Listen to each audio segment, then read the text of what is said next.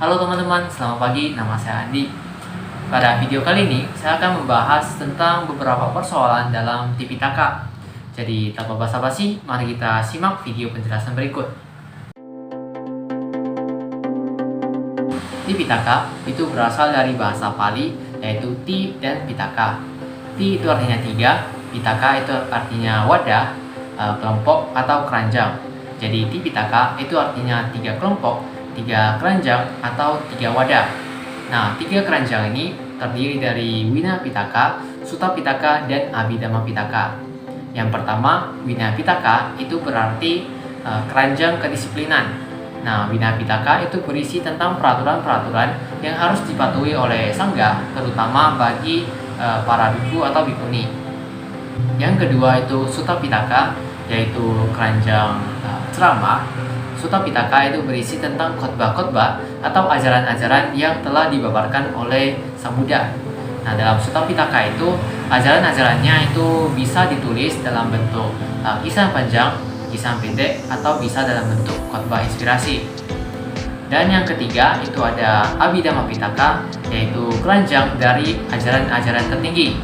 Nah, Abhidhamma Pitaka itu berisi tentang metafisika dan kejiwaan. Pada saat Sang Buddha masih membabarkan Dhamma, ajaran Sang Buddha disebarluaskan dan diturunkan dari mulut ke mulut.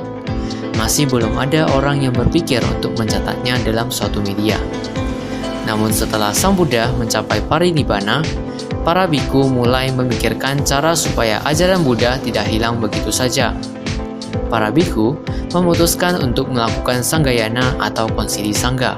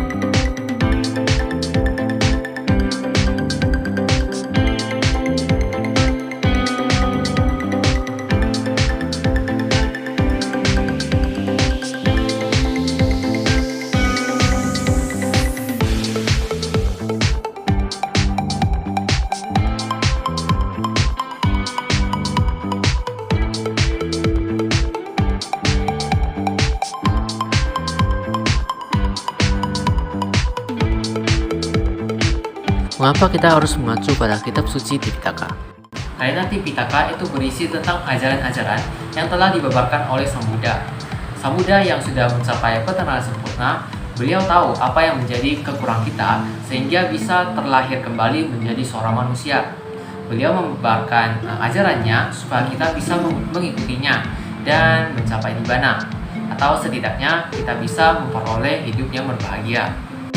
Apakah kitab suci Tipitaka masih otentik untuk kehidupan sekarang? Menurut saya Tipitaka itu masih bisa digunakan dalam zaman sekarang. Hal ini dikarenakan beberapa permasalahan yang sedang dialami pada masa sekarang itu mirip dengan permasalahan-permasalahan yang sudah terjadi pada masa lalu. Misalnya pada Sutta Pitaka, Khuddaka Nikaya, Kitab Udana, Kitab Meggiya, itu adalah salah satu khotbah inspirasi yang dibawakan oleh Buddha yang isinya seperti begini. Buah pikiran yang sepele, buah pikiran yang tidak berarti, jika diikuti akan menyelewengkan pikiran. Karena tidak memahami buah pikiran itu, pikiran yang mengembara berlari ke sana kemari. Tetapi dengan memahami buah pikiran itu, seseorang yang giat dan waspada mengawasi pikiran. Seseorang yang telah mendapat penerangan sudah mengatasi buah pikiran itu, sehingga mereka tidak muncul untuk mengacaukan pikiran. Jika kita kaitkan dengan permasalahan yang sekarang, mungkin lebih mirip ke gosip. Nah, misalnya kita mendengar suatu gosip dan kita tidak memahami apa situasi yang sebenarnya sedang terjadi. Nah, dan kita mengikuti gosip itu, maka gosip itu akan mengacaukan pikiran kita dan penilaian kita terhadap seseorang yang digosip itu tidak akan benar. Tapi jika kita sudah mengetahui apa kondisi yang sebenarnya, kita sudah mengetahui dari sisi orang yang digosipi, juga dari sisi orang yang menggosip, nah maka gosip itu tidak akan mengacaukan pikiran kita lagi dan penilaian kita terhadap orang tersebut akan lebih benar. tantangan dan dinamika kitab suci Tipitaka. Menurut saya, tantangan terbesar dalam kitab suci Tipitaka itu adalah mengenali dan mempraktekkan keseluruhan isi Tipitaka tersebut. Kita tahu bahwa Tipitaka itu sangat banyak isinya sampai hampir tidak mungkin bagi kita untuk menghafalnya semua, apalagi mempraktekannya. Nah, mengingat hal itu, maka akan terjadi sebuah perubahan atau dinamika di mana kita akan memfokuskan diri pada suta-suta tertentu dalam Tipitaka. Urgensi dan esensi dari kitab suci Tipitaka. Menurut saya, Tipitaka pada zaman sekarang itu sangat diperlukan.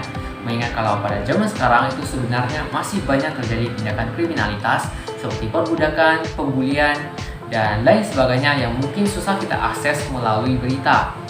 Maka daripada itu, esensi dari Tipitaka untuk masa kini atau bahkan masa depan itu adalah sebagai pedoman bagi orang-orang supaya bisa menyadari kesalahan diri masing-masing dan juga bisa kembali ke jalan yang tepat. Mungkin itu saja yang bisa saya sampaikan dalam video pembahasan kali ini. Semoga video ini dapat bermanfaat bagi kita semua. Akhir kata, Sabe Sata Bawantu Sukitata. Semoga semua makhluk hidup berbahagia. Sadu, sadu, sadu.